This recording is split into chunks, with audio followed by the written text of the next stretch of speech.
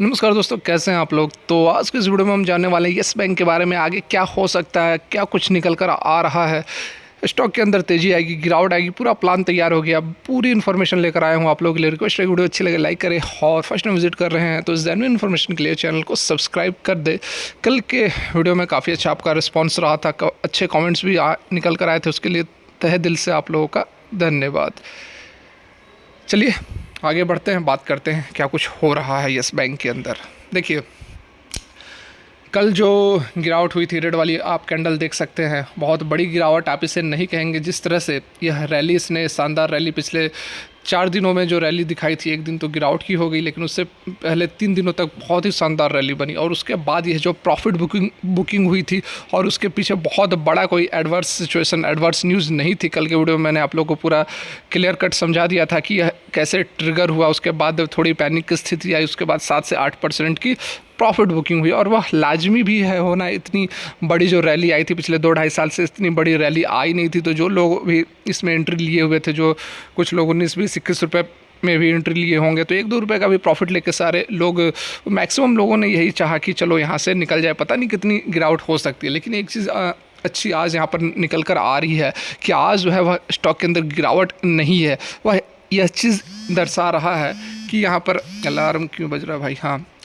इस चीज़ को दर्शा रहा है कि स्टॉक जो है वह स्टेबल है। स्टॉक के अंदर अगर गिरावट होती, अगर स्टॉक वीक रहता है, तो आज भी यहाँ पर प्रॉफिट बुकिंग हमें देखने को मिलती और आज भी स्टॉक के अंदर गिरावट होती। लेकिन स्टॉक स्टेबलाइज हो गया है। यह इस चीज़ को दर्शा रहा है कि आगे अब स्टॉक आगे ऊपर की ओर मूवमेंट कर सकती है। ठीक है, यहाँ पर देखिए कुछ क्रूशियल लेवल्स भी बता रहे हैं। देखिए, एक्सपर्ट्स का भी जो मानना है, जो पिछले 3-4 दिनों में सारा कुछ यहाँ पर येस बैंक के अंदर हुआ है, उसके बाद एक्सपर्ट्स क्या कह रहे हैं अभी हम जानेंगे, समझेंगे। उसमें 20.75 रुपये आप लेवल नोट करके रख ले। 20.75 रुपये के ऊपर जब तक येस बैंक रहेगी, तब तक लोगों का यहाँ पर कहना है, एक्सपर्ट्स का कहना है कि हमें इसके अंदर अच्छी खासी तेज़ी देखने को मिल सकती है। और फिर से जिस तरह की तेज़ी आई थी, फिर से इस तरह की तेज़ी देखने को मिल सकती है। जैसा कि टारगेट पहले भी मैंने आप लोगों को बताया था, 24 रुपये, उसके बाद 28 रुपये, तो 24 रुपये तो हिट कर गया। 24 रुपये से ज़्यादा ही यहाँ पर आप देख सकते हैं कि 24 रुपये कितना 70-80 पैसे के आसपास का इसने हिट किया था। ठीक है, तो पहला टारगेट तो हिट हो गया, लेकिन उसके बाद जो दूसरा टारगेट यहाँ निकल कर आ रहा है 28 रुपये, उसके बाद 37 रुपये, 44-45 रुपये, ये सारे जो टारगेट्स निकल कर आ रहे हैं वह विद इन अ क्वार्टर, मतलब कि जैसा मैंने आप लोगों को पहले भी बताया है कि मार्च 2023 तक आपको वेट करना है, होल्ड करना है, क्योंकि इसके Q3 के नतीजे आ जाएंगे और सबसे क्रूशियल जो है लॉक इन पीरियड समाप्त होने वाली है। तो वहाँ पर भी काफ़ी इंपॉर्टेंट रहेगा। यदि स्टॉक में हमें ठीक ठाक तेज़ी नहीं दिखती है, तो उसके बाद जो बैंक के इन्वेस्ट किए हुए हैं वो हो सकता है अपना प्रॉफिट बुक कर ले, लेकिन ऐसा होगा नहीं, क्योंकि स्टॉक काफ़ी अच्छा स्टेबल है। और जो पहले एक्सपर्ट्स बातें करते थे येस बैंक को लेकर, और अभी उनकी बातों में काफ़ी अंतर आ चुका है। अभी आपको मैं कुछ स्टेटमेंट्स भी दिखाऊंगा, उससे आपको लगेगा कि किस तरह से अब येस बैंक के बारे में, इनकी बैलेंस शीट के बारे में, इनके मैनेजमेंट के बारे में अच्छी बातें कर रहे हैं लोग। तो डेफिनेटली यहाँ पर मार्च 2023 तक मुझे लगता है कि अच्छा खासा आपको टारगेट देखने को मिल सकता है। एनीथिंग अराउंड 35-40 के आसपास का टारगेट जो है दिख सकता है। देखिए, बहुत हवाई बातें यहाँ पर नहीं कहूँगा कि आपको 100 रुपये का टारगेट, 150 का टारगेट। कुछ भाई लोग तो यह भी कमेंट कर रहे थे कि 1 महीने के अंदर अंदर 100 रुपये चला जाएगा, तो इस तरह के टारगेट्स पॉसिबल नहीं है।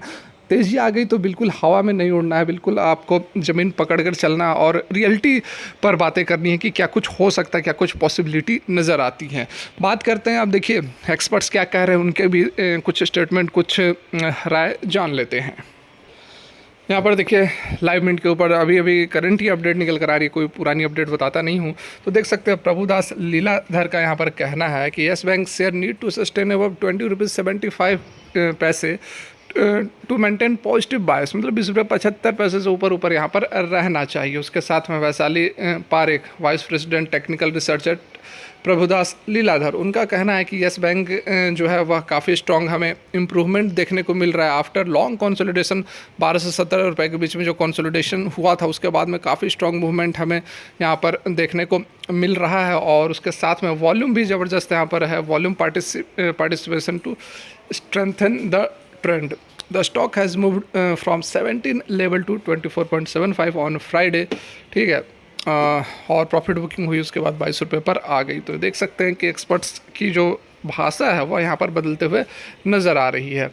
आगे उनका कहना है कि फर्दर येस बैंक के अंदर जो राइज़ है वह 20 रुपये 75 पैसे के ऊपर जब तक रहेगा यह हमें अच्छा मूवमेंट दिखा सकता है। If Yes Bank share price sustain above 20.75 piece level we expect for the initial target of 28, 32, 37 level in the next 2 to 3 months. Our views get negotiated once the decisive breach below 18 June is witnessed.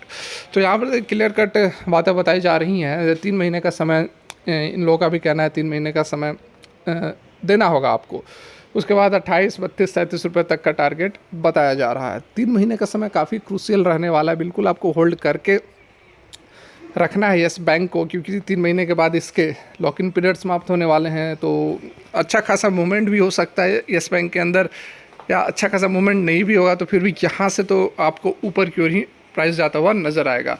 उसके साथ में देखिए Morgan Stanley, उनका क्या कहना है। Morgan Stanley say that strong cyclic improvement can be expected in the private lenders performance in next few years.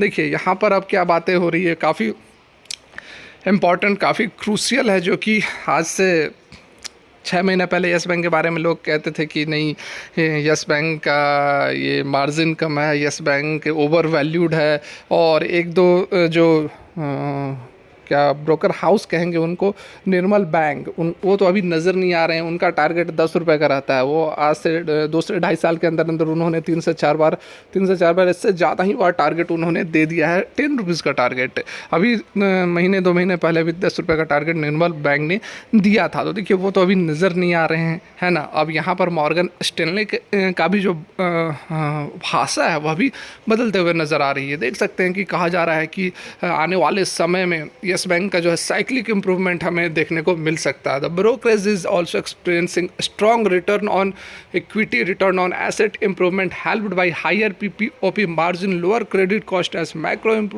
Improves further. तो देखिए बहुत सारे अच्छी बातें अब यहाँ पर निकल कर आने लगी है, और भी ये बातें वही सब बताई जा रही हैं कि आरओए में इंप्रूवमेंट दिख रहा है, 1% से फाइनेंशियल 25 तक हो जाएगा, हायर पीपीओपी मार्जिन हो जाएगा, लो कॉस्ट मैक्रो इम्प्रूव कर रहा है हमारा। तो वही सब बातें यहाँ पर बताई जा रही हैं। अब brokerage went on to add that Yes Bank has focused on reducing asset quality challenges by accelerating provision and cleaning up its balance sheet. तो यहाँ पे अब सब अच्छी बातें आपको निकल कर आएंगी कि अब प्रोविजंस कम कर दिए गए हैं, बैलेंस शीट को क्लीन किया जा रहा है, इम्पेयर्ड लोन्स जो है वह 9% तक गिरता हुआ नज़र आएगा 22% से। ग्रॉस इम्पेयर्ड लोन्स मतलब वो जो हम कहते हैं कि जो कन्वर्ट हो सकते हैं एनपीए में, ठीक है, स्ट्रेस्ड लोन जिसे कहते हैं, उनकी बात की जा रही है यहाँ पे। Further unlike the previous cycle the bank has focused on increasing the share of retail on both side of the balance sheet. तो देखिए ये बातें बताई जा रही है कि पहले जैसे कॉरपोरेट घराने को लोन दिया जाता था और बैलेंस शीट में कॉरपोरेट लोन्स अधिक रहा करता था, उसको अब नज़रअंदाज करके रिटेल सेक्टर के ऊपर फोकस किया जा रहा है। रिटेल मतलब एमएसएमई जिसे कहते हैं, माइक्रो स्मॉल इंटरप्राइजेज जो कुटीर उद्योग कहते हैं, उन लोगों को ज़्यादा से ज़्यादा लोन दिया जा रहा है। और ये चीज़ बैलेंस शीट पर भी अब दोनों तरफ, लेफ़्ट साइड और आरएचएस जिसे बोलते हैं राइट हैंड साइड, तो इन दोनों तरफ हमें रिटेल लोन बढ़ता हुआ नज़र आ रहा है। वही सारी यहाँ पर बातें बताई जा रही हैं। देखिए एसएमई लोन जिसे कह रहे हैं, तो ये देखिए 66% से 44% हो गया है।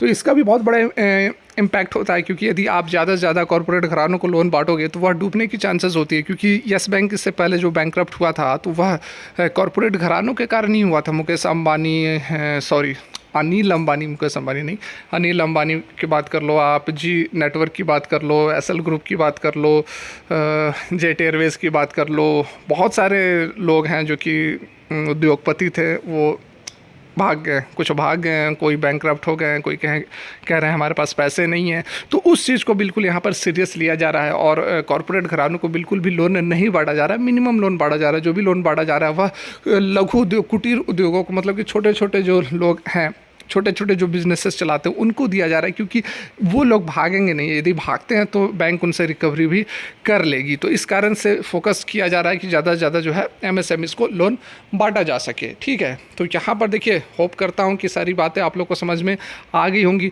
वीडियो थोड़ी लंबी हो जाती है, माफ़ी चाहूँगा, कुछ लोग बोलते हैं कि वीडियो लंबी क्यों हो रही है, तो यहीं पे ख़त्म करने की कोशिश करूँगा। कोई डाउट हो तो कमेंट कीजिए, कोशिश करूँगा बताने की। अगर वीडियो अच्छी लगी हो तो लाइक कर दे, फर्स्ट टाइम विजिट कर रहे हैं तो चैनल को सब्सक्राइब कर दे। Thanks for watching.